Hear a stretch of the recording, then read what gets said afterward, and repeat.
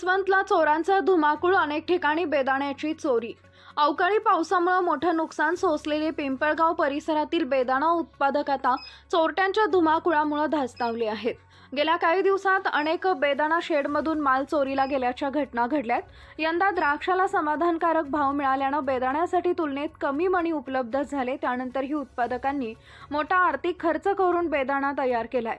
सध्या हा बेदाणा 150 ते 200 रुपये प्रति किलो दराने विक्री होत आहे। मात्र वादळी अवकाळी पावसामुळे शेड उडून जाणे आणि माल भिजणे अशा घटना घडल्यात। त्यातून सावरत नाही त्यातच आता चोरट्यांनी पोलिसांपुढे आवाहन उभं केलंय।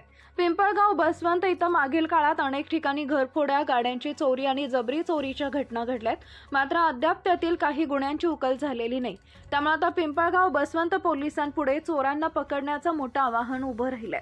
मागील आठवड्यात काही ठिकाणी सीसीटीव्ही कॅमेऱ्यांची तोडफोड करून बेदाणा चोरीच्या घटना घडल्यात। लाखोंचं नुकसान उत्पादकांचं झालंय।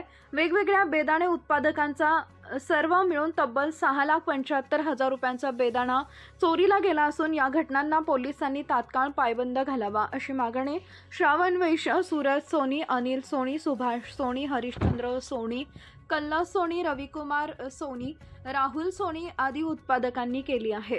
Rajendra Pawar, news point Marathi, Pimpalgaon Baswant. माझं नाव श्रावण वैश्य आहे। मी पिंपळगावमध्ये बेदाणा उत्पादन करतो।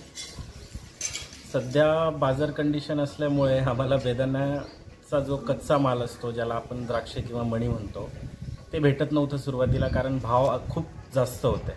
त्याच्यात कसं तरी आम्ही करून बेदाणे आणि मणी गोळा करून माल बनवला होता बेदाणा उत्पादनासाठी, पण निसर्गाने आम्हाला साथ दिली नाही। पाण्या पावसात आणि वादळ वाऱ्यामुळे आमचे गाळे पडले, माल भरपूर प्रमाणात भिजलेला आहे। त्याच्यात चोरट्यांचं प्रमाण इतका वाढलेलं आहे। माझा वैयक्तिक जवळजवळ 1 लाख रुपयाचा माल माझ्या गाळ्यावरून चोरी गेलेला आहे।